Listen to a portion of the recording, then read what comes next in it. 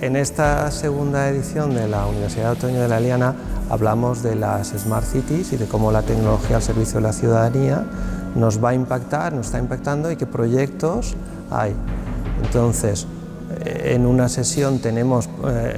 conferencias de profesorado mostrándonos temas como el 5G, como la realidad virtual, la realidad aumentada o cómo nos debe preocupar la privacidad en las ciudades inteligentes y la protección de nuestros datos. Y en otra sesión lo que tratamos es ver cómo hay empresas que están generando riqueza con el servicio de las tecnologías y cómo los ayuntamientos como el de la Eliana y ayuntamientos cercanos están utilizando estas tecnologías en proyectos como por ejemplo las rutas escolares seguras. Es un municipio muy interesante para la Universidad de Valencia, dado que se ubica en la segunda corona metropolitana de Valencia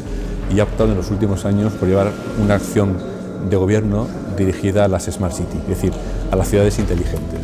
De alguna manera lo que se pretende es combinar las nuevas tecnologías con la ciudadanía buscando una mejor calidad de vida. La Universidad de Valencia es consciente de esa acción